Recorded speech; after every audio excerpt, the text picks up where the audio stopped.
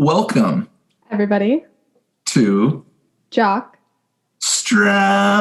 Welcome. What up? Welcome to JocKstrap. We have another episode for you today. Another strap breaking jock, down guys. all the straps going on in the NBA, NFL, and beyond. And hope you guys finally got your turkey digested and you got to enjoy some of your grandma's pumpkin pie. Hopefully you're off the couch by now and you're not slumped still. Yeah, get to work. You can get up, get moving. Although it's hard to work in December, right? Yeah, it's a little overrated. It's like the countdown to the holidays is just has everyone kind of just checked out, I would say, and everyone's just ready for a break. Yeah, they really condition us as kids to get used to summer breaks and Christmas breaks, and then you grow up and you have zero of that. You're begging for a freaking bank holiday to get off early. God, I miss Columbus Day. Right. Before we knew the truth of Columbus. We had a really good show last week, right before the holiday. Our brilliant little cousin joined the show and gave us his opinions and perspectives on a variety of different topics, one of which was LeBron James. Now, if you didn't hear, he actually just signed a 2-year, $85 million extension to stay with the Lakers. So that's going to keep him in the purple and gold in the year 22-23.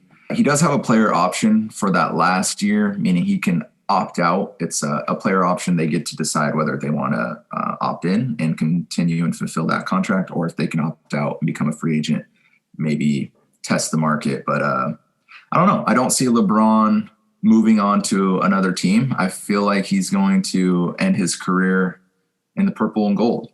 What do you say? Or what say you? I actually haven't really thought about.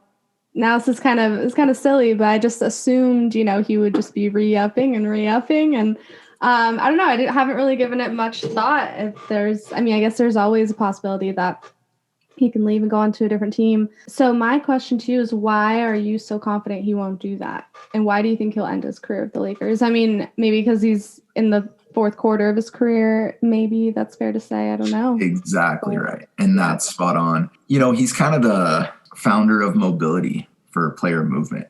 Now, players were traded all the time and, the organizations decided their fate. But he's kind of the first one to really take it into his own hands and kind of hold these organizations, kind of hold their feet to the fire, so to speak, because he's such a, obviously he's a legend and everyone wants him on their team. And teams were just doing all kinds of financial gymnastics to create cap space and flexibility on their team to try to afford him and plug him into their roster. And so, he obviously left, it's well documented, left Cleveland, went to Miami, joined Bosh and Dwayne Wade down there, then went back to Cleveland, won them a title. Now came the Lakers, won us a title. We appreciate it. I'm still flying very high off that. Sometimes I'll sit back and think we're NBA champion. When the draft came or just how people refer to us, the NBA champion Los Angeles Lakers. It's very fitting and where it needs to be. The championship, the trophy is finally back home in LA where it belongs. And, we built a home for it because we've done it 16 other times other than this year. So for me, I think LeBron, like you said, is in the fourth quarter of his career. And even though he's kind of the founder of mobility, I think he's really getting a true sense of what it's like to be a legend and be a Laker. Yeah. Now you can be a legend, and rightfully so, but to be a Laker legend, you have to win a title. Combination. Exactly.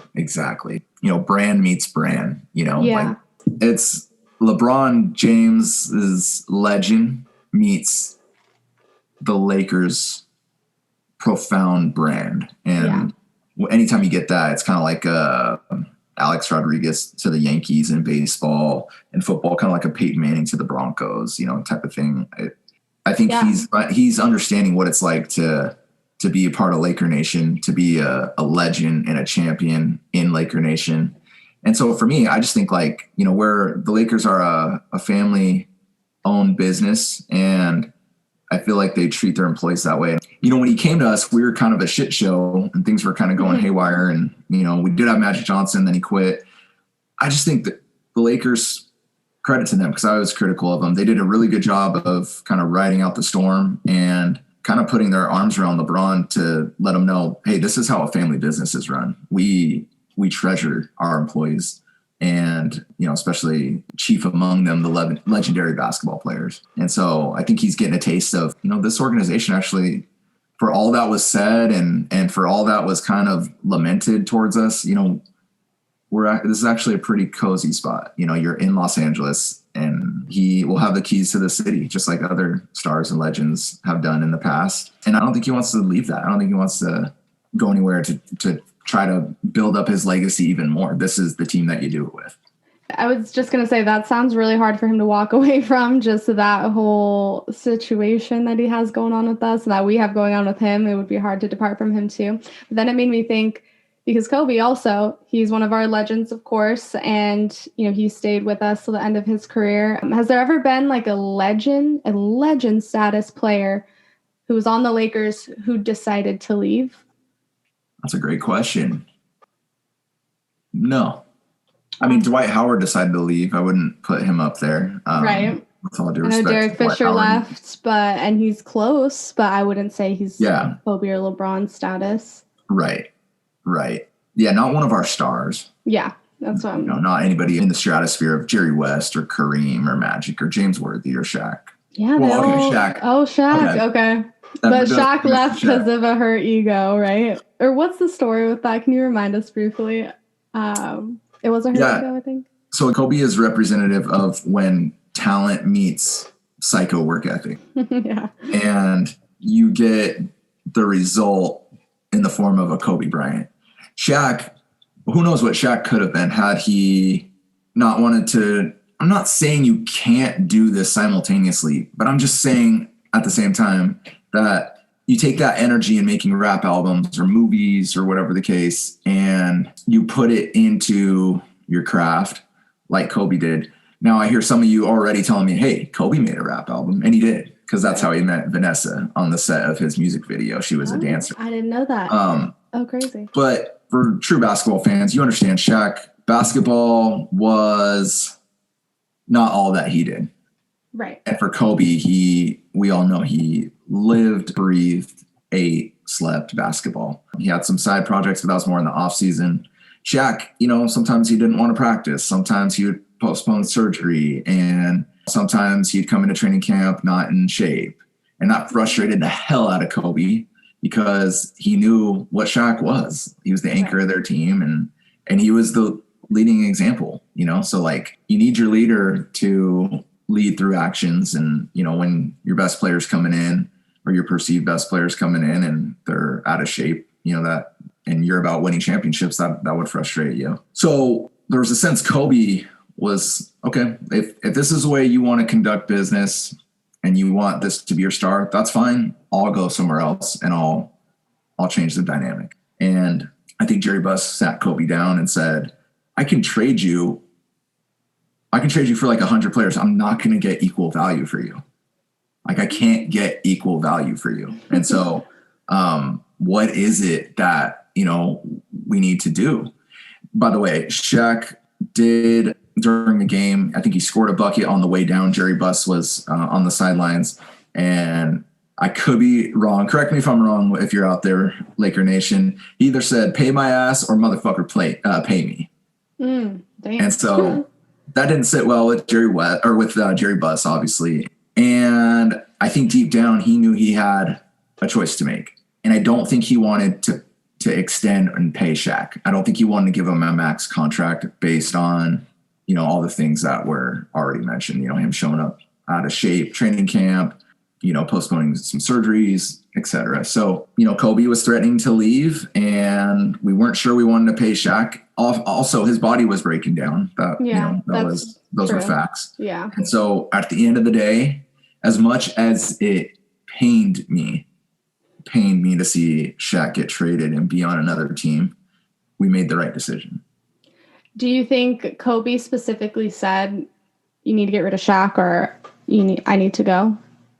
It's possible, right? It's kind of absolutely. Yeah. I guess we'll never know, but I guess based on what you know more about Kobe's personality than I do. So just wondering. I can see it. I can see him being blunt because that's, Kobe's a tough guy. He gets in your face, I can see him being blunt like that for sure. I could also see him saying it without saying that. Like, hey, you want to keep the culture with the way certain star players go about their business? How about it? I'll see it. I'll see you when I'm whooping your ass in the playoffs. Yeah. And as an owner, if Prime, Kobe in his prime says that to you, that would shake me to my very, my skeleton. Holy shit. Really.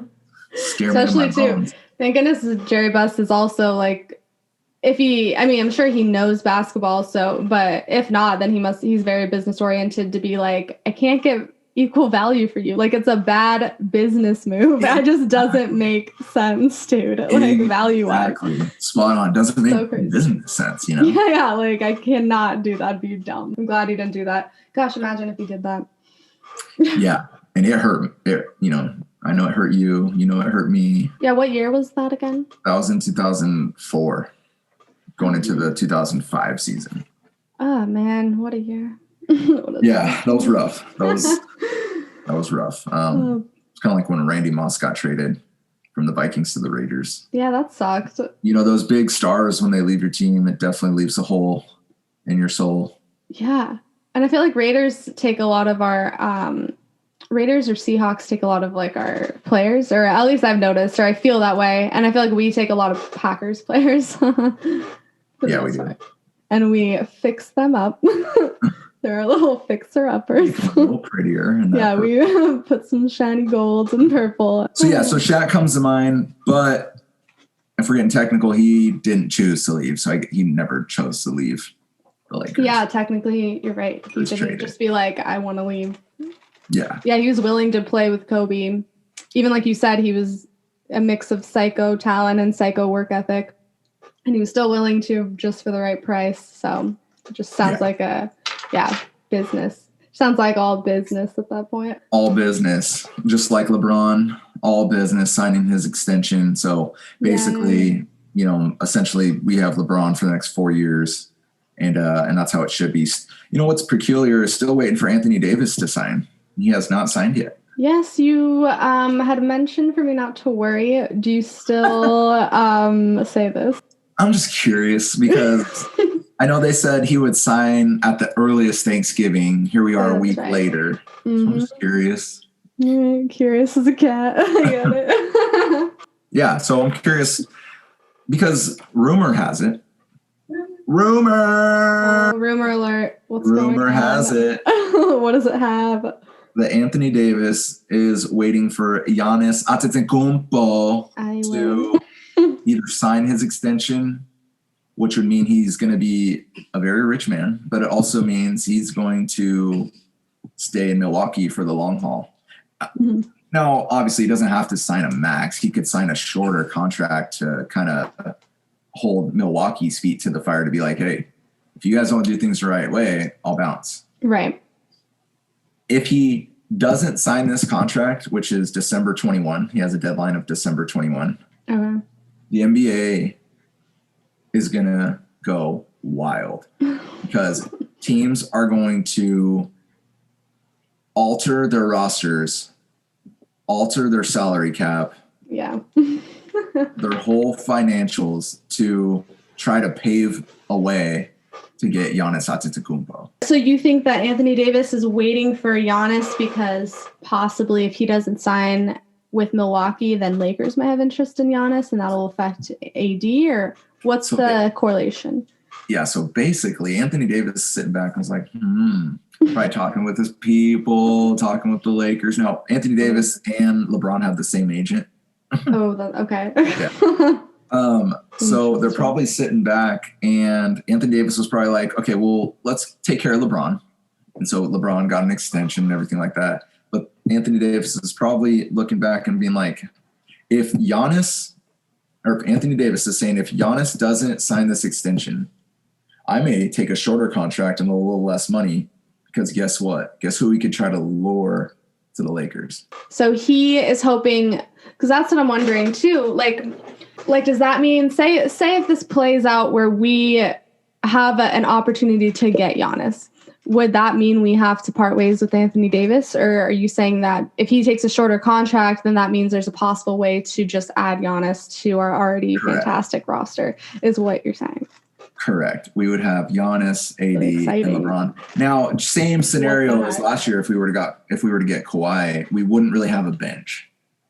We'd have to sign really cheap players, or like say veterans who are interested in just taking the veterans minimum, which, again, players want to get paid too. And so like, if you're a veteran and you made your money and you're ring chasing or you want to win championships, then you'll say like, hey, I'll take that contract because I'm going to play for meaning. I'm going to play to win a championship, play meaningful basketball. Yeah. And so sometimes it works out. It's a gamble though. Other times, like those Miami Heat teams, like they had Bosh, Wade, and LeBron. They weren't necessarily deep though. They didn't have a lot of depth. So, for the Lakers as kind of a team that's, you could say their veterans are getting older. I know Anthony Davis isn't necessarily old, but he gets hurt a lot or gets dinged up a lot. And he falls a lot. He's too tall. Exactly. I get it. He falls. He like doesn't know always how to hold up his tall body. And I only say that because I was a similar player. I would fall a lot. Okay. Jake kind of would fall a lot as well. Jake, you fall a lot as well. That's like a family thing or something. I would too. Yeah. Just one of those things. Yeah. You just fall sometimes.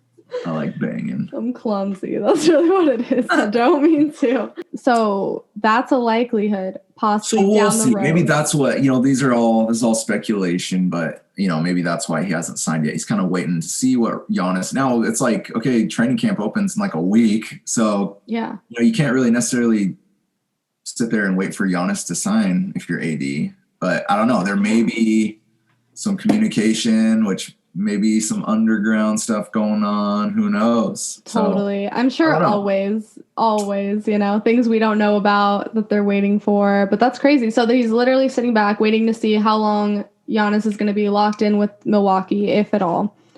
And then that's going to determine almost everybody's roster, that domino is going to set in motion so many different roster moves and things to happen this coming year to try to get your financial flexibility ready to offer Giannis a max contract. This is why these type of things get kind of exciting because it can change your entire roster, like you said, and then it has this trickle effect on every other team, and it's just like, holy hell, now it's chaotic, it's fun, it's so much fun, and that's what the NBA does. It creates really, really good storylines. Yeah. That's why.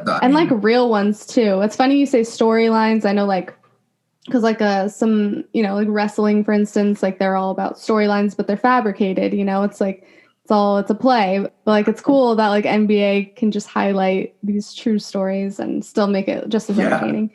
And that's what makes it, it's like, most people, I think if you polled them, they would say, honestly, not for me, but they would say the NBA season's too long. Like 82 games in a regular season is too much. It takes away the urgency a little bit. Oh, really? And I don't know. Some people have good arguments on it. If you have one, feel free to message us, hit us up. Yeah, please. I have not heard. Yeah, I have not heard of this. Not heard of this argument. Page me. Yeah, two-way. Okay. And you call my ass. But what the NBA does do and what it carries is storylines. And so if the season is too long, it has these storylines. And if players are doing things like, some people think it's so shady if AD and Giannis were talking underground about what their next moves are and they're coercing. I would say this, if that's not okay, how come it's okay for the Wizards general manager to come out? I think his name's Timmy Shepard. What up, Timmy? Hey, Timmy. And say, they have no interest in trading John Wall whatsoever, that they're going to build around him still, coming back from a major injury on the Wizards. John Wall, I don't know if you guys remember him. I feel like it's been a decade since we've seen him play. He was a fun, dynamic guard. He was starting to come in his own. in terms of really being a good passer. Do you remember John Wall? I only remember him because he had some shoes out, and I just know the shoes. Yeah. Well, so that's how I heard of him. Wizards, but yeah, I do remember. Okay, sure. Yeah. John Wall was a good player. He's not the best shooter, but Timmy Shepard comes out, says they have no interest in trading John Wall. He will not be traded. And then breaking news today, John Wall traded to the Rockets for Russell Westbrook. That's not what you said, Timmy. Not only did they trade John Wall and a first round pick. Oh, come on. Really? So some would say, well, why would they throw in the pick? Yeah. To get what, and here it is. I think Houston was like, look, we'll take John Wall's god-awful contract. And let me get to it, people. I can already hear you being like, well, Westbrook's contract's not very good. Let me get to it. Things to get to. So Houston's like, look, we'll take John Wall's god-awful contract, but you got to give us a pick for it. We'll give you Westbrook. He already wants to go. He'll sell you tickets, this and that. Bradley Beal's he's like their B star, or maybe he's their star now. I don't know. He's actually really good, but he's also on the Wizards. So if you're going to pair up Westbrook and Bradley Beal, that's an interesting dynamic. But again, we'll get to that in just a second. So Houston's like, look, we'll take John Wall's contract. Give me a first round pick. And so, and we'll take Westbrook type of thing. So Houston does it because I think they kill two stones with one stone. So one stone. So Westbrook doesn't want to be there. They get rid of him. Yeah. Okay. Like someone who didn't want to be here. Bye. Yeah. They still have James Harden, who has reportedly said he wants to bounce. Oh. But there's nothing you can do about it. He's still under contract. So they bring in another star, John Wall, but we don't really know if he's going to get back to star level. He's had two major injuries back to back. And I can't even remember the last time he played. So what were his injuries? Gosh, I think one might have been if one was an Achilles, I know I should know this. I don't. It's a long time ago. I'm asking you specific injury. I'm just curious. Yeah, like one may have been in his knee, and then if it's in his Achilles, like he probably won't be the same John Wall. Yeah, I mean, they sound serious already if no one's even really remembering him anymore, but I was just curious, if it was like Achilles, basically, or an ACL. Those are really good too. He's kind of like Westbrook in terms of being one of the fastest guys with the ball in his hands, like as far as like he can dribble. You know how like sometimes it's kind of hard to dribble full speed and keep control. John Wall can used to be able to go full speed and then had really good handles, kind of like a Jason Kidd. Okay, got it. And so that's So John Wall's not as good as Jason Kidd by any means, but that's similar styles. Similar. Yeah. So I think Houston's like, look, we get rid of Westbrook and we bring in John Wall. Who knows how long of a deal's left on his contract. And if he is any semblance of the same player, hey, we got another player at least who isn't saying they don't want to be here. Yeah. But he's got a really bad contract, and my guess is he's probably not the same player. Because he wasn't a good dynamic shooter, so he relied off his athleticism. And when that wanes, when that dwindles, then what else? If you're not a good shooter or you don't specialize at something, then there kind of goes your career. Yeah, you fade out for sure. So Houston's willing to take that gamble and, because they're like, shoot, yeah, we'll do that. We just got a pick out of it. And if this thing blows up, we can, depending on how long his contract is, we can get him off his salary off our books. Or if he's a decent player, we can try to trade him if everything blows up. So now Washington, why would they trade for Westbrook? That's the question. That's a real question I'm asking because I'm thinking of myself. I'm like, Bradley Beal is their star. And at this point in their careers, Bradley Beal is better than Russell Westbrook. Okay. And Bradley Beal, is he younger? He is younger, yes. Okay. Yeah. Okay. He's still veteran. I mean, maybe it's like his 6th year or so, whatever the case. But okay. But not more veteran than Westbrook, is what you're saying. Yeah, Westbrook's more veteran than Bradley Beal. Got it. Okay. But yeah, so I think for Wizards, they haven't had John Wall this whole time. Why not just implement Westbrook? I'm all talking about selling tickets. I forget COVID. Right. Like when I asked Alex what he did for recess. Sometimes you quarantine so well, you forget. Especially when you're naturally a homebody. You're like, wait, am I doing this because I want to or have to? I forget. So he would sell tickets if, that were a thing right now. if that were a thing. So yeah, it's interesting to see kind of if Washington just wanted to simply shake it up.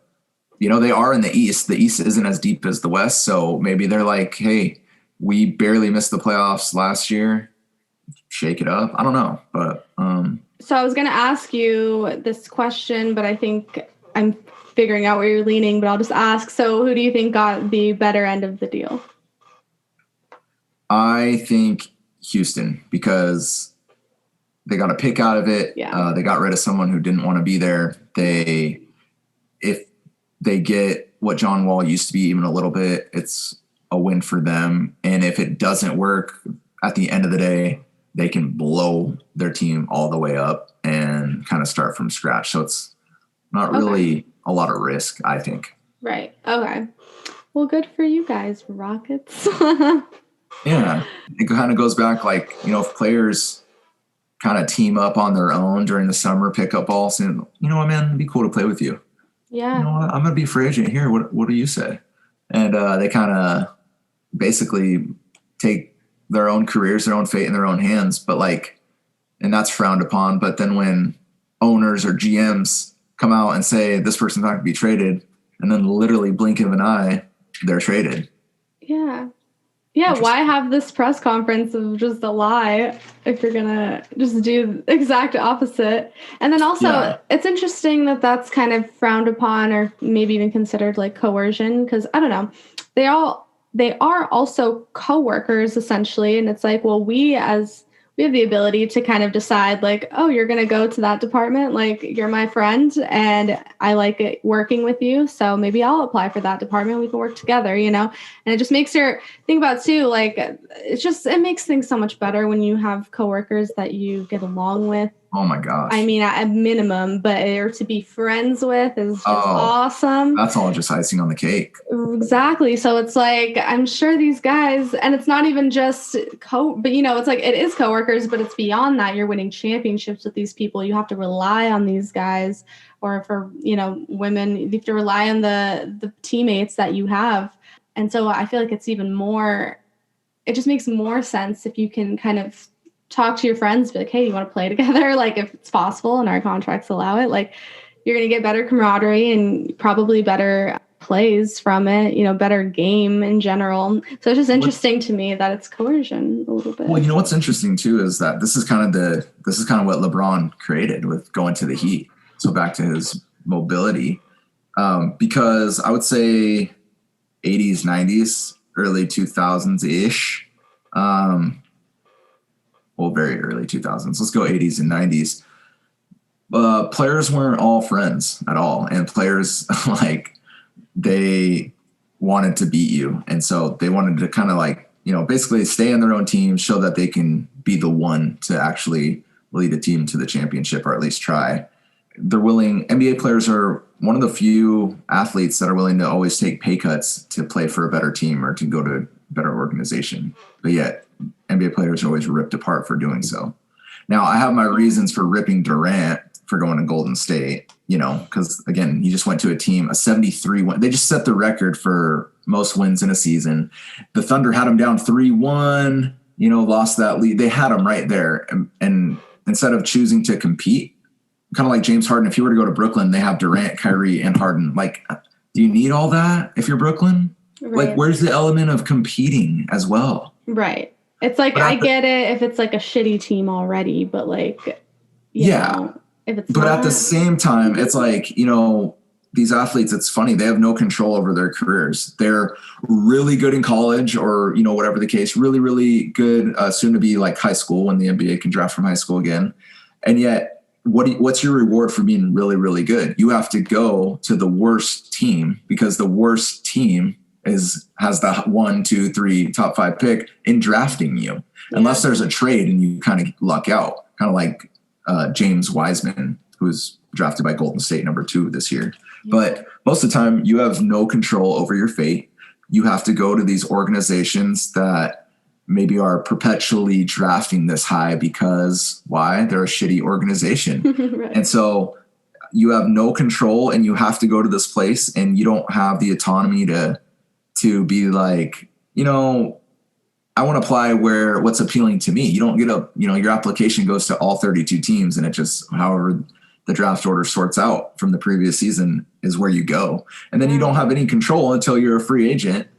And they can trade you. There was a number of players that had gotten traded 3-4 times. Now, again, this is a weird offseason. It's abbreviated. But, when you're getting traded left and right, I get it. They make a lot of money and they know what they're entering, but they're still human. And when you get traded that many times and it's like, okay, do I just get an Airbnb when I'm here? Or, seriously, is it safe to get an apartment or should, can I buy a house? Does anybody love me? Yeah. That a little bit. And you have to, I've always thought this is weird too with drafts is like, whoever drafts you have to be cool with it, and at least. But if not, like you really should be excited, no matter what. Even like say you're in the draft right now and Celtics draft you have to be stoked. Part of you would because you're gonna get paid, NBA status, but part of you is gonna be a little like, huh? Like okay, anybody? I won a youth basketball championship wearing a. Oh, that's right. You did have this. Was I happy about it? No. Predicament. Will I take the championship? Yes. So that's all that matters: the ships, the wins. But no, you're right. Yeah, you have to I'm cool with it. I remember Zach LaVine being drafted. I think he's from LA. Now I'm blanking on Zach LaVine, but I know he went to UCLA. Anyway, if he's from LA, it makes a lot of sense too. But when Minnesota drafted him, he was kind of bummed, I guess, because he didn't like cold weather. See, there's that too. See it on his face a little bit. He was like, yeah, you have to live in these places. You're like, cool, I'm going to live in Milwaukee for 4 years. I've never been. I have no clue. Who the hell wants to go live in Detroit? Yeah, it's like, what is that like? I'm from, I'm from Sherman Oaks. Like, you're like, this is different. But it's cool. It gives them an experience at the same time. Of course. And I, again, pay me what they're making or even a fraction of it. And I will go to, freaking honky tonk Texas if you want me to. I don't care. Yeah, I'll be up in Omaha, Nebraska first chance I get. Lubbock, Texas. Here I come. Or Paris, Texas. Say about that. Portland, Maine. But not the main Portland. Boise, Idaho. Oh. So we should transition into the National Foosball League. Oh, yes, foosball. So what is going on in football? Well, I like to start with our Minnesota Vikings. I mean, let's talk about them. Did you see it? I saw it. I got to see it. Did you see it? It was off of a botched field goal that wasn't ours. It worked me up. I felt bad for Molly. It worked me up into such an emotional intoxication that I couldn't come back from. So the whole rest of the day, I'm just like, no, I don't care that we won. I mean, I'm happy that we won, but I don't care. I'm fucking pissed. And I just felt like such a child because I'm like, it's so hard for me to come back now. Yes. Not to mention, and we'll get into it, fantasy football, we'll get into it. We sure will. But let's stay positive for the moment. I'm positive. So yeah, I couldn't even bust into pure elation because I was just so pissed it was at that point. You let it get to that point. Yeah, I will say, yeah, exactly. I liked talking about the good stuff first, but of course that whole game, I'm like, well, this blows. We are not doing it. And then luckily, and it was luckily, and I know we didn't have Thielen. We were finally on the right side of things. I know. I mean, okay, I know we had the miracle and shit like that, and that's cool, but it's really all payback, especially towards the Saints, for putting a fucking bounty on us in 2009. Never forgive them. And taking away what I thought was, one of the very few times I truly believed we were going to the Super Bowl and thought we could win it. Yep. Totally agree. We put a bounty on us, fucked us over. Don't care about your opinion on how Brett Favre threw that interception. It doesn't matter your opinion. I mean, maybe when you get a bounty on you, you're gonna throw a little more interceptions than you usually would. You Try never getting a know. bounty on you. Yeah, you don't know that position in that life. You're so right. We were on the right side of things for once. And man, talk about it's funny you bring up the miracle. I was just thinking when you said emotional roller coaster, which this game it was, because I mean we were That's the definition of one. Yeah, we were frustrated till the end, and now I'm oh, I'm happy. Remind my body I'm happy. I'm not mad anymore from the whole game. But I had such we all did, I'm sure, of the miracle, because we were losing up till that point, and then the miracle happened, and we had this big win. So I remember going from getting a little sad and maybe a little teary-eyed from losing to literally in a second teary-eyed and crying from winning, and I felt like a crazy person because I was I can't believe we lost. And I'm what? We won? I just couldn't do it. Yeah, it's how can the same tear that's rolling out of my eye start from pure disappointment and sadness to all of a sudden by the time it rolls down to my, lower my chin, I'm wait, it's a happy tear, I swear. Seriously, it's that tear, that same tear went through a metamorphosis in 1 second. It did not start out the way it ended. And yeah, that was definitely one of the few times sports has really put me in an emotional state where I'm this isn't that healthy for me. I know this. To just go from real sad and depressed to real happy and a little confused and then real happy was a lot. Wait, you watched the whole game of this past week? Yes. Okay, so I'm going to name some bullet points. I want you to take me through. See if I remember what your emotions / what your thoughts were as it was happening. So okay, well, I was watching Red Zone, so it changed. Already it changes the game. But yeah. So first half, we lead. Was it 10-7 going into halftime or 13-10? Do you remember? I don't know. No, we had 10. So 10-7. So 10-7. So we go into halftime. It's 10-7. You're feeling good, right? I mean, it's safe to say we're up 10-7. That's a normal football game. We haven't done anything special, but we also haven't hurt ourselves to lose it. Right. I'm not getting my hopes up, but I'm at least okay. At least we're in a better position than the other team. Yes. And then we fucking come out of halftime and have back-to-back strip fumbles returned for a touchdown. Yeah, that was annoying. I just felt annoyed and I'm oh great, this is what I said to Jake, because we were watching it, and I felt he was a little impressed that I said this because it ended up happening. But I was because he was hey, you guys are winning at halftime, and I was I know, but I never my hopes up, because fourth quarter that's where and he second can relate, half at least. Yes, and yes. I was second half is where we usually blow it if we blow it. Just I'm not convinced because I've seen this game and the song and dance, and then when we started tanking. He's wow, no shit, they really blow it in the second half. But I'm glad that it was not that type of story. It ended on a happy note. Yeah, it's basically so annoying. I just felt from that point, from the first fumble return for a touchdown till our next touchdown to at least score again, I just felt someone was doing Jim Carrey's "Want to Hear the Most Annoying Sound in the World" in my ear. That whole time. That's how annoyed I was. I felt like I couldn't get it off me. I was just I couldn't escape the irritability. I was just so fucking frustrated that all of a sudden we're down 21-10. And then we score. Justin Jefferson, how about him, huh? Oh, he is a rookie little phenom. Yeah, I liked him from what I saw. Definitely. He's promising. Yeah. Let's keep him happy and warm. Now, do you know what the gritty is, or are you at that stage in your 20s where the younger crowd has these things that you don't know about now? Say the first part again. Do I have what? Are you familiar with a dance called the gritty? Oh, the gritty. No, I'm not. I'm actually really reached that stage with both of you where you guys are at a stage in your life where there's things happening with the younger crowd that you don't know of. Excuse me.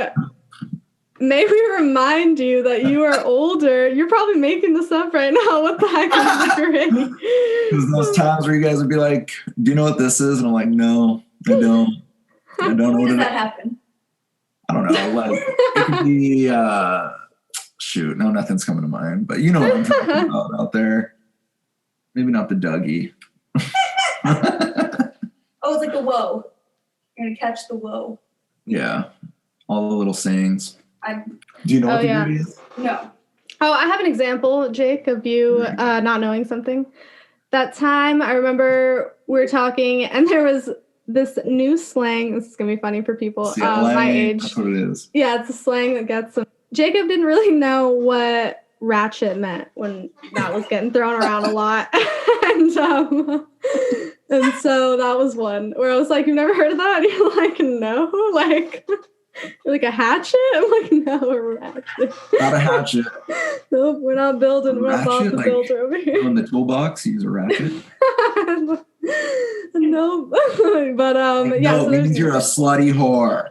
damn it, it's ratchets, or you're just having fun. Who knows? No judgment. What does it mean? Huh? It's a tool. Doesn't it mean? No, hatchet's a tool. No, Hatchet with an H is a tool. No, yeah. What's ratchet actually mean? Doesn't it mean you're slutty whore if you're acting ratchet? Yeah, it does. That's the slang. That's a slang. Does it mean ghetto or slutty whore? It means kind of a mixture. It can kind of go either way, You but ghetto ass slutty whore. But the quintessential ratchet is both. All right, if you're gonna be quintessential about like it. purple. What? Did you say like purple? Like the color purple. Right, Molly's been ejected from this session. Oh, that's cool. She'll play next week when she's on the show. We'll address it then. But no, I'm actually glad to be in that position a little bit where I don't know everything that the young kids are doing. Right. Same. I kind of am cool with it. Like, I like when the kids are like, let's do TikTok. And I'm like, I don't get that platform at all. And they're like, it's just, and I'm like, oh no, I wasn't asking. I'm just letting you know. I don't really get It's it. called but that's YouTube. Cool. Yeah. I'm like, but that's, you guys are all having fun. Good for you. Like, It's called the shortened version of YouTube. Right? It's called a lot of versions of a lot of things, Vine. in my opinion. Yeah, what happened to Vine? It's Vine. There's this thing called Dub Smash, I remember. That's also very, very Dubstep. similar. Remember when there was something called dubstep? That's completely different. But yes, you don't like it. I remember too. Molly, do you like dubstep? What's dubstep? You know what it is. Yes, you do. Is it like Ciara's 1-2 step? Dubstep. Isn't it a type of music or a type of dance? It's a type of music that, in my experience, comes with a particular dance. That's really not a dance, but I just noticed, like, specifically girls dance in a certain way, or at least back then. This is a long time ago, so it could be different, but yeah, it was just girls dancing a specific way to dubstep. That's so sexist. That women stop doing it. I don't have to call you ass out. Okay, it's sexist for me not to because they're women. Is there water on? Yeah. Oh yeah, I threw it to you. You All know, right, keep Jake, talking don't about it. mansplain about sexism. Mansplain about it. Do you know that one? No, I know manscape. No. Mansplain's an actual term where that refers to guys trying to explain something to a woman specifically that she already knows, but he assumes she doesn't, and no one knows why. And so he explains and it's a form of talking down, or it comes off like really condescending. Like be like, this is how the fax works, the fax machine, and you're like, I didn't ask, like I'm over here chilling, faxing away. Didn't ask. Okay. Maybe I just don't have experience with it, but like for me, I don't give a fuck if you're a man or woman. That's because you're not sexist. So it should be, you should get mad at whoever you're going to get mad at. So anybody who says, you know what, these are the facts, don't take it. But I'm sure women do it to men too, That's never covered. I appreciate you saying that because of course. Oh, there's so much overlooked the other angle. 100%. I agree. You know what else? That's not to not sympathize with everything that's happened up to this point, like, again, the bottom line of me explaining basically my politics is just right is right and wrong is wrong. Yeah. It goes for all ages, all genders, Right. since there's so many now, but right, exactly. just, when you're wrong, and you're it's called out really politely or not. Yeah, it's real simple stuff. Does that mean that, again, like Chris Collinsworth he's the one who does Sunday Night Football on NBC. He's getting criticized big time because he was announcing the game and he's like, yeah, you know what really surprised me is like ladies and all the ladies, because he was describing his time in Pittsburgh since he's been there for so long because the games got postponed. It was supposed to be played last Thursday on Thanksgiving, Sunday night. Right. Got played today. So everyone's chilling in Pittsburgh waiting for the game. Yeah, exactly. And he's like, yeah, what surprised me is the ladies and all the questions they've had and all the things they understand about football around here or something like that. Blows me away. Yeah, blows me away or whatever. I'll have to hear how he said it, but knowing Chris Collinsworth and listening to him for the majority of me watching football, he's not a malicious dude, but he's being like, I don't know. Who knows if he's even being attacked? Because all the article says is Twitter, rips Collinsworth over. And it's like, you find these fools that have 7 followers that somehow, I think it's lazy journalism. They put their thing like Twitter rips, but no, you rip them. It's your opinion. You fucking own it. Like, why do you? Because that's so lazy to cite that. Like, oh, Twitter erupts over this. You go and pluck out some tweets, throw them in your article to support your opinion and whatever motive and agenda you have behind it. Just fucking own it. Like, totally. I think too. I wonder if because Twitter is one of the social media platforms that can quote unquote get people canceled, and I wonder if they have that much power in part because journalists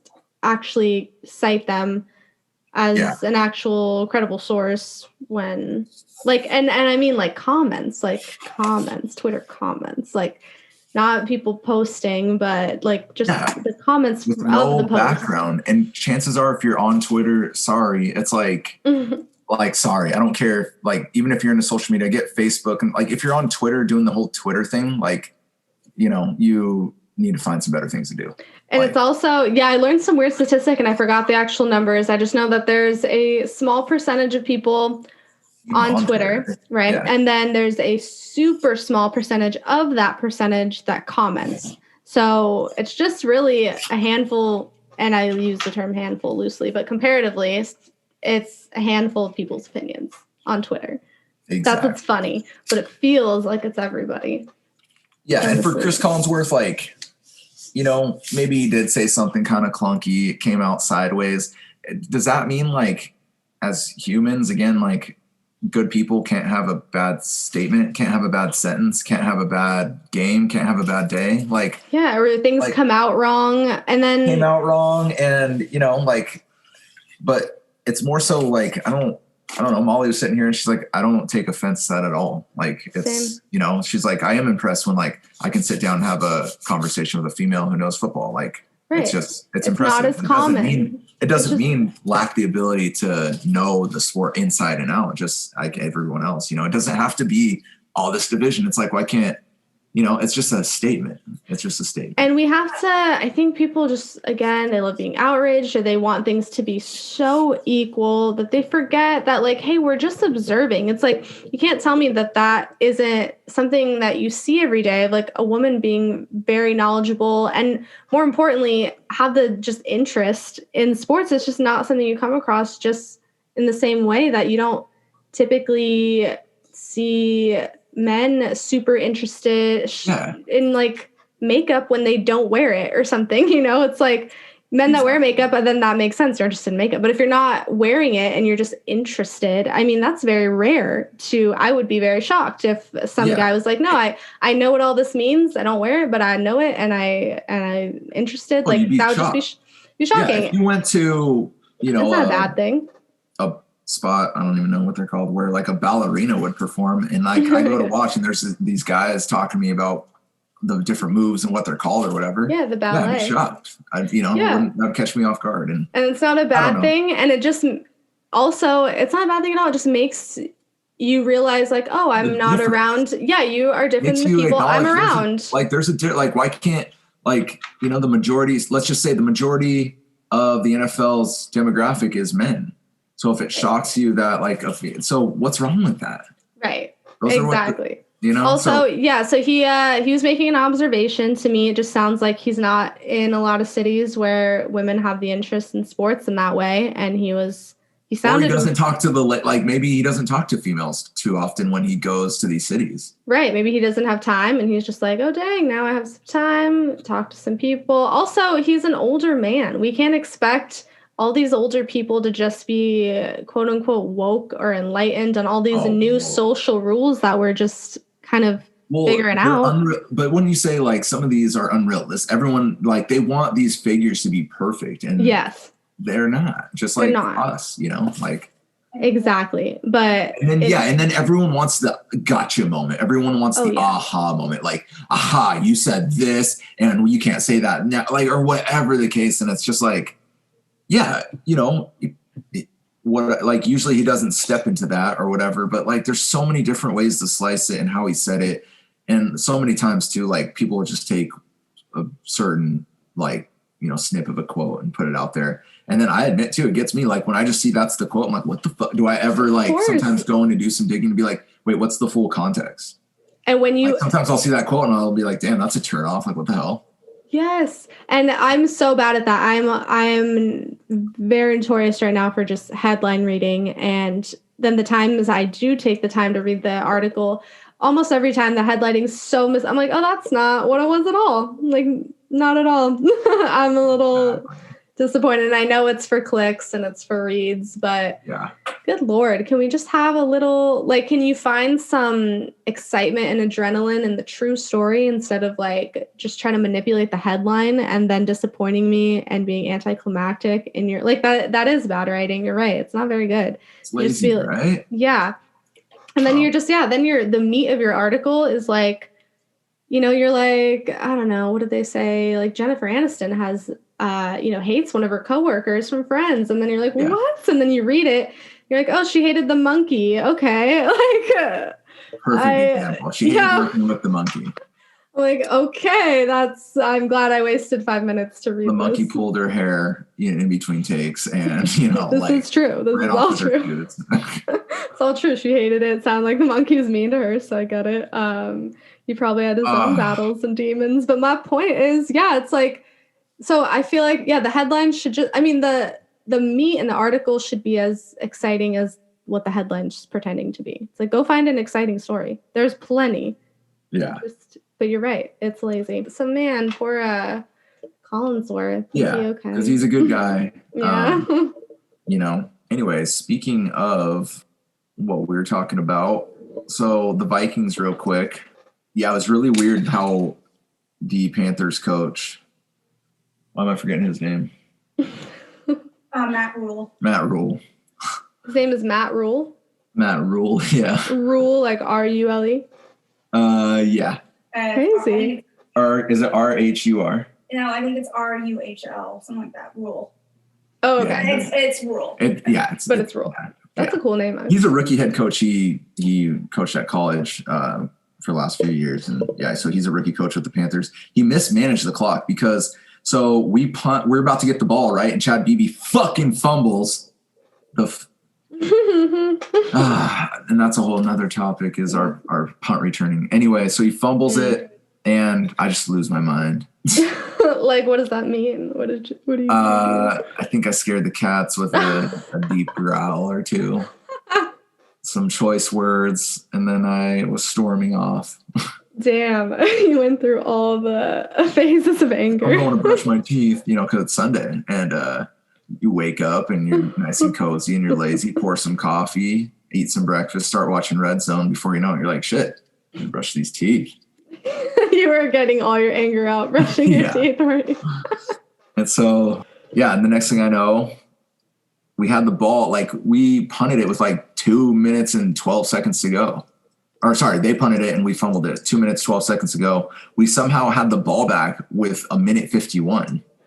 And so Matt Rule mismanaged the clock. There's also an injury to DJ Moore on the Panthers. So that stopped the clock. We had the 2 minute warning. So anyway, it worked out. Kirk Cousins was, I'm going to use this word, phenomenal on that last drive. Like that's what you look for. Yeah. And that game was on the line. And we scored the touchdown to none other than the person who fumbled the ball, Chad Beebe. And Totally redeem yourself. See, I don't mind mistakes if you redeem yourself. Yeah, that was his first NFL touchdown. That's awesome. And let it be a touchdown, your first NFL touchdown. Talk about roller coaster of emotions. He went from GOAT, fumbling the ball, like you're the GOAT, man. Go to the game. Not greatest of all time. The original, what they call GOAT, meaning like, you're the no one wants to talk to you. Oh, okay. Yeah, I'm kind of shunned. You're the GOAT, man. You're the GOAT of this team. Like that's what it black used to sheep, maybe. Pretty much, exactly. Sheep, goat, Yeah, and thinking he lost us the game, and then he scores the touchdown. But yeah, a lot of guys had big plays. Kyle Rudolph had a big play. Kirk Cousins on that drive was just really, really good, and that's what we need out of him. And luckily, we wouldn't even been having this conversation if Joey Sly would have made his field goal from like 54 yards, because we gave up that deep ball. Teddy B almost got us. He threw that deep one to Curtis Samuel to even set him up, and it was just like. And I thought for sure they were making the kick. I was like, we're going to do all this. We're going to do all this to lose. Same. I was like, oh my gosh. They're going to kick it. This is it. This is it. And then it just veered to the what? How good to the left. Yeah. And I was like, it's really not going in, is it? Like to the left. Yeah. I was like, really like looking, like, it doesn't look like it's going in. Like, what? How sometimes it won't look like it's going in and then it does, or even vice versa. So oh yeah. I have to look at I'm telling you, my trust issues with football specifically. I have to wait for the refs to do their little arm signals for me to react, because I'm like, I can't. Maybe it went in and I thought it was out. Maybe it's me. Yeah, sometimes when it goes really high like that, it can be tricky. I'm like, I don't know if that went in or not. Like, exactly. I'm like, I just don't trust me, and I want to hear like what the ruling is. So the ruling was a no, and so now what's our position in our division? So does that do anything? We're one spot behind the last playoff team, so the Cardinals. So we need Cardinals to lose. We need Bears to keep losing. Just all NFC teams, go ahead and lose. Just help us out. Always feel free to do it. If you would. Feel free. Yeah. I heard that Broncos were in a really tough situation, didn't have a quarterback. Made some history. And had to use a linebacker. Is that true? Well, do you want to come tell the story? Sure. Okay. Let's hear from a Broncos fan. Oh, yeah, never mind. You're ejected. Re-injected an actual Broncos fan. What happened? Yeah. No. All right. So listen. Oh. I would just like to point out, first things first, the quarterbacks of the Denver Broncos did not take their masks off, knowing that Jeff Driscoll, our second or third string quarterback at this point, we didn't know he had COVID. Granted, that's no excuse. So this is what happened. The quarterbacks contacted the Denver Broncos, I guess Coach Vic Fangio or the facility, and was like, look, we want to get some extra film time in for this game. Can we go to one of the film rooms together? It's less than 5 people, because it was just the 4 quarterbacks, and study film together. This was outside of practice time, so like on their own personal time, and they gave them the okay. And the Bronco quarterbacks, upon entering the film room, according to Drew Lock, the quarterback, sat socially distanced apart, but they allowed it to slip where they took their masks off for a brief time while they were inside studying the film.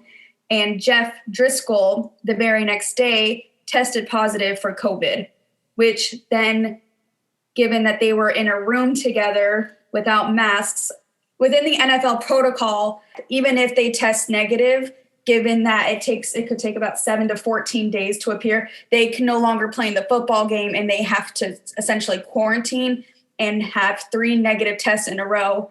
And this came out Saturday, the day before the game. So it wasn't possible for 3 to 4 days or 3 to 4 tests to come back, because there wasn't enough days.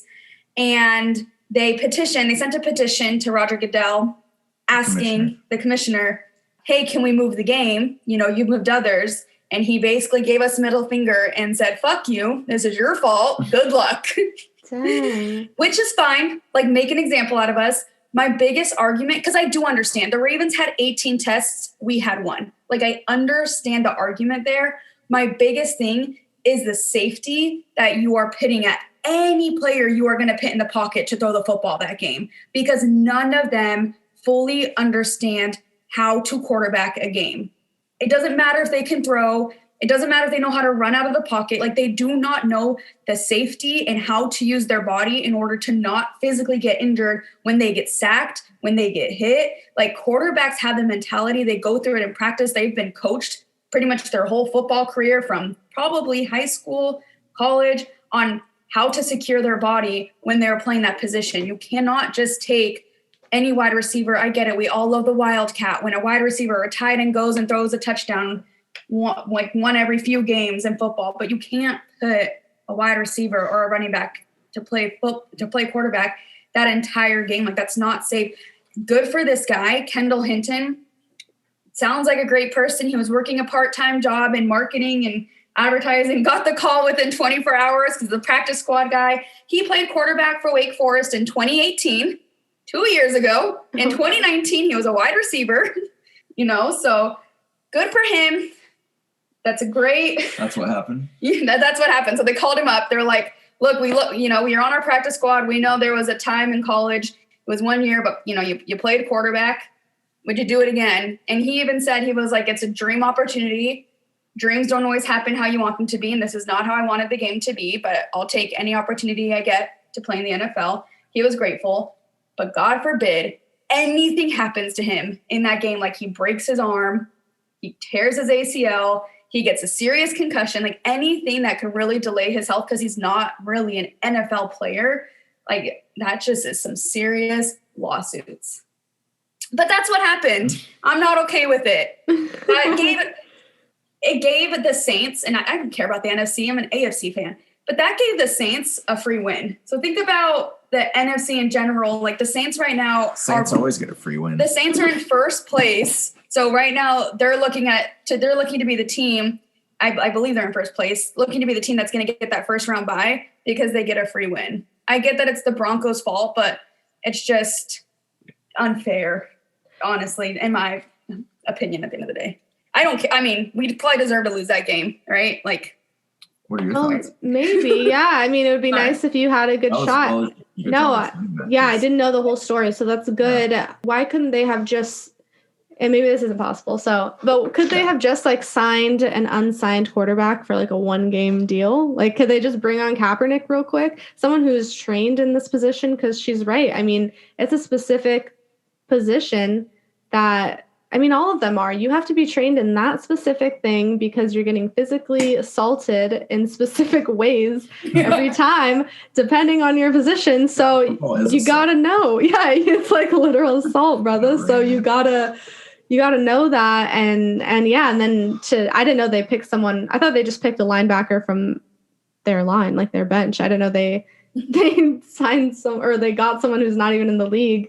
That's crazy to me. I think that was equivalent to them signing kind of a quarterback off the street because he had little experience in college, but I think there was other options. I don't know. I thought the NFL expanded their rosters kind of for this reason, but there was people saying at the beginning of the season, I would just sign a quarterback and leave him at home.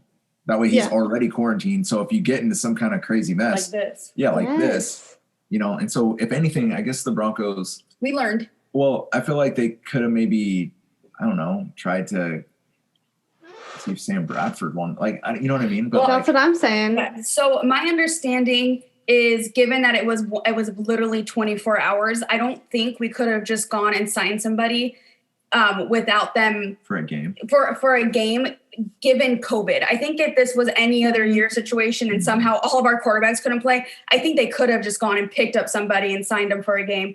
But I think there's specific protocols to go through with being like, I think they would have to already be in the system and show 4 negative tests. And Kendall Hinton was technically a practice squad player. So he was going to all of our practices every day. So they already had enough negative tests in the Denver Broncos system in order to pull him essentially off the street and say, you can go in at quarterback. compared to like a Sam Bradford or a Jay Cutler or Colin That totally Kaepernick. makes sense then. Oh, okay. Yeah, So that makes sense now. Yeah, already on their team, already practicing with them, was already.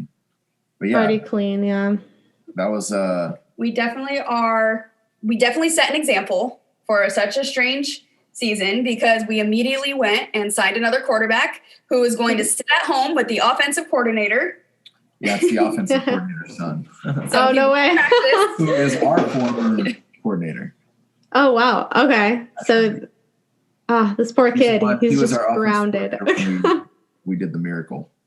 Oh, okay. Yeah. Got it. Okay, wow. Dang, yeah, I felt so bad for Broncos and that linebacker guy. It sounds like he was grateful for the opportunity, so that makes me feel a little better. He's a wide receiver. Oh, okay. Yeah. I don't know why I thought he was linebacker. But he might as well, right? It's like he's not a quarterback. Someone's like, yeah, the Broncos grabbed some linebacker to play quarterback for him. It's like, that's actually a joke. I feel like that's funny. Yeah. We'll grab some linebacker.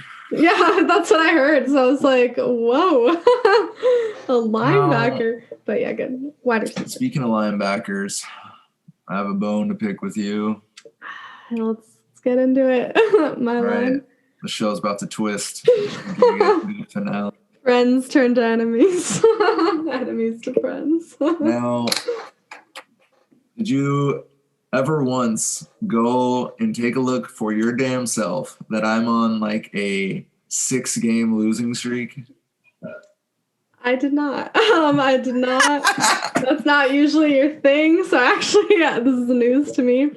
What I did look into was my roster. I actually did it all by myself. And all I did was I looked at all the guys who had COVID and I took them off.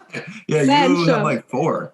But I had a lot. Yeah, I benched them. And then I put the guys on the bench who were playing in the starting. That's my guys. You can steal that if you want. That's my strategy. I actually did look into like free agents and players and all that and see if I could actually like switch it up. But when I saw the projected points were projected for me to win, I was like, well, let's just ride this out.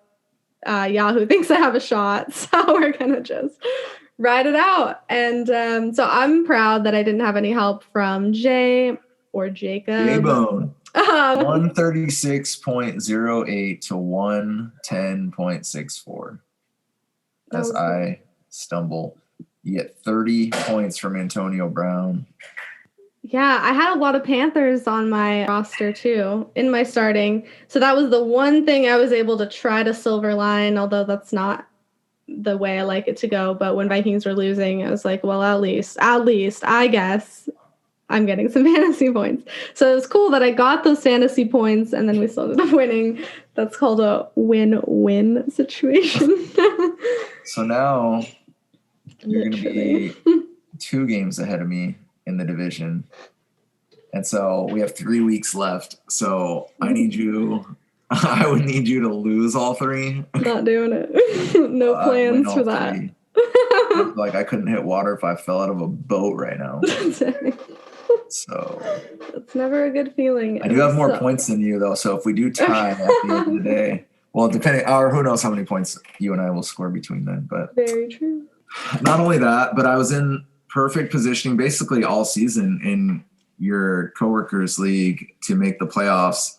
And all the fucking sudden, because of points, I was literally off 2 points from the guy who has my spot now. And now this is the last week in that league and I need some shit to happen and I may not make the playoffs after all. Oh no. So, I'm a poor sport.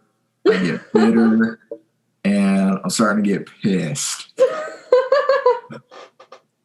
Wait, are these the only 2 leagues you're in?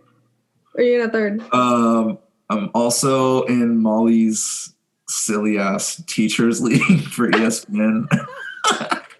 And I actually have the best record because I'm not even trying in that one because that one's so silly. Oh, that's how it goes when you don't try. What do you think I'm trying up here? And I'm also in a, this is kind of awkward, but I'm also in a work one from me. Oh, okay.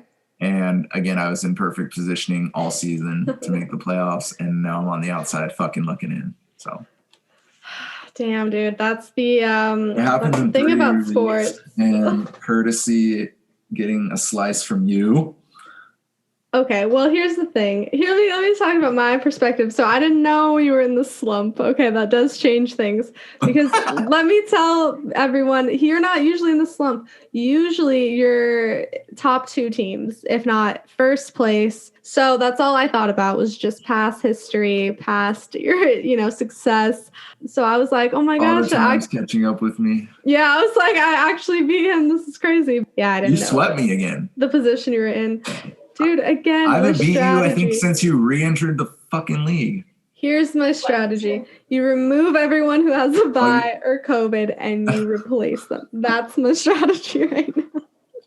And you ask someone who knows if you don't. Minus COVID. Yeah, exactly. Please write it down. I will. Place non-COVID. We'll have a moment of silence. By the way, for the record, you swept Molly too this year. Oh, I did it? So that means last time we played, I think she beat me. 4 of your 6 wins is against us two. Dang. Am I playing Todd next or what?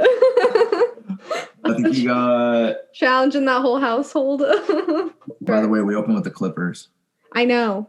Okay. So you mean preseason or actual season? No, season. Oh yeah, both. Because I know we do with preseason, but regular season. Didn't know that. Yeah, that got announced today too. Just the opening day games. We'll get What are the other ones? It's Brooklyn at Golden State. So Kevin Durant on the Nets making his debut, going against his former team that he won the championship with, the Warriors. I never would have guessed it. Yeah. That always has a little feeling though of like I just feel for them like that they're seeing their ex or something. Like I must feel a little awkward. Yeah, it doesn't matter how much they downplay it. It's for sure. Well, lastly, I just want to ask if you saw the Tyson fight or the Nate Robinson fight. I did not see the Tyson fight. Roy Jones, who I used to watch as a kid, was a really good fighter, and obviously Tyson's a legend, we all know. But yeah, it was kind of sad to see Roy Jones. Like, I don't know, he didn't look in shape. I didn't even really get a chance to see Mike Tyson in the ring, or at least take notice. Maybe he still looks like Mike Tyson. Is he still in pretty good shape?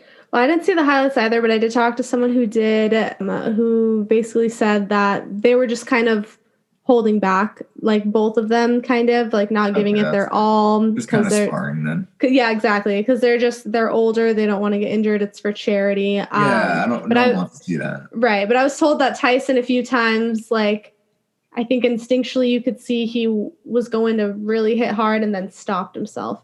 And I guess at one point he got frustrated that he had to do that he bit his glove. Like only he would. Evander Holyfield, if you ever don't do a charity with Mike Tyson. Why does he bite everything? What is going on? Now we have to know. Okay, the one ear thing.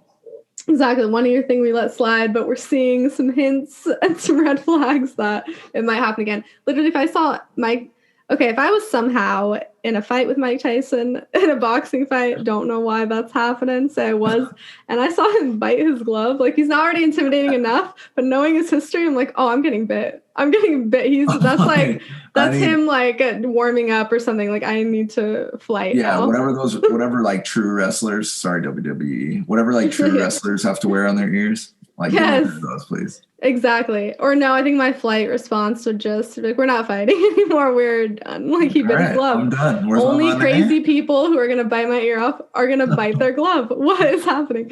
But I did see the highlights from the Nate Robinson and the Jake Paul guy, who I've kind of heard, ancillarily, if that's the word. Yeah, I just know he's a YouTube nerd or something. Yeah, and so I know he has a brother, so I always get them confused. I think he's the dude that had the big controversy with recording. Going to that forest in Japan that's known for like a suicide forest and filming someone's deceased body. So his brother's known for that?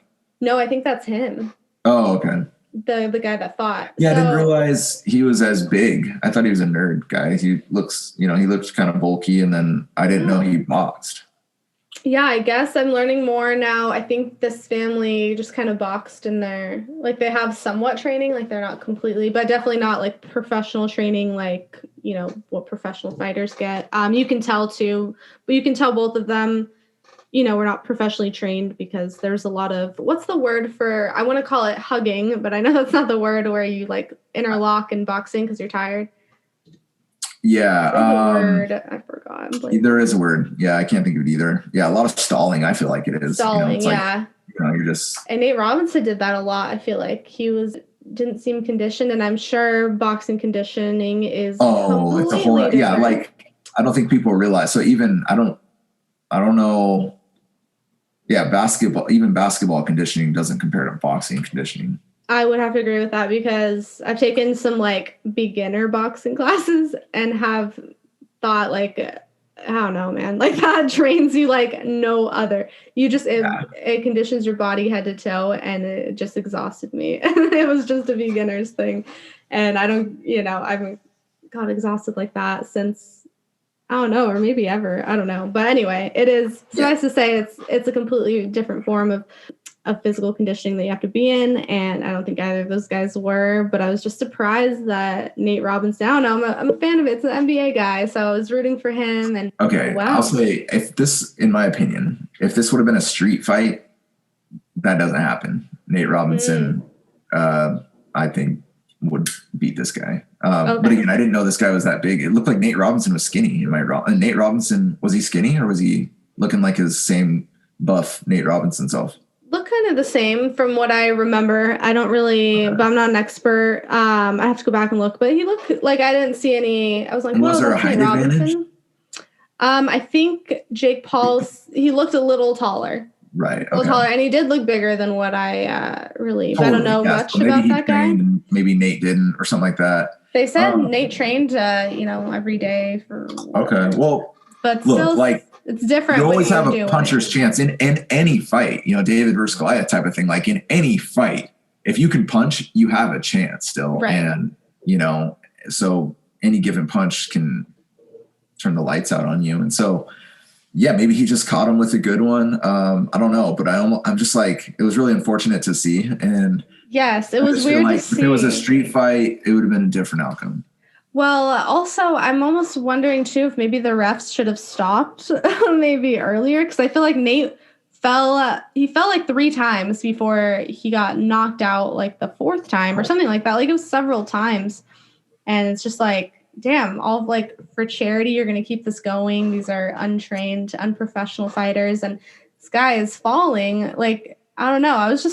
I got kind of concerned, like honestly watching it. Damn. So I'm like, dude, he just fell 3 times. Now he's knocked out in the 4th. Like, okay, we're done. Like, I like seeing it too, but like, damn, let's not mess up Nate Robinson. And then Snoop Dogg was the announcer. That was kind of fun. I didn't know that. So when I heard him in the highlights, it was kind of like a pleasant surprise. That's cool. And I think he's going to be involved with some other ones. There's some future fights, I think, that are one with Tyson, I think is going to happen. And then Jake Paul, he's, on a high right now, on a high win. So he's trying to challenge. I saw that he tried to challenge Conor McGregor. The thing is that that probably shouldn't and won't happen just because of safety issues. Obviously, to have a highly trained fighter go against an untrained fighter just is terrible. A terrible idea. Absolutely. I'd be interested. It seems like that guy Jake Paul wants to keep fighting and see how far he can take it and fight others. So go fight a real boxer then. I know. I know, it's so weird, but he's not at that level to fight a real boxer. You're saying get at that level and then see if you can get to that level. Or if someone for charity, a real boxer wants to fight you, like good luck with that. I'd like to see that. You should fight his brother. Hello. Yeah. Shoot, make a bunch of money. Yes, go fight. That's what are brothers for, if not coordinate fighting. Socking them in the head. Think about how many boxing matches you'd have for charity if you had a brother. Any fantasy flavors of the week you want to talk about, or any upcoming matchups you want to talk about? My fantasy flavor of the week is don't listen to me, because I am on a losing streak, the mother of all losing streaks. I'm on the outside looking in. I'll talk to you next week about it. Here's my flavor of the week. Anyone without COVID. Oh my. Yeah. If you can punch, you have a chance. Yeah, that's the quote of the day that we puncher's chance. So guys, don't stop punching. All right. Till next time. Till next time, guys. Peace.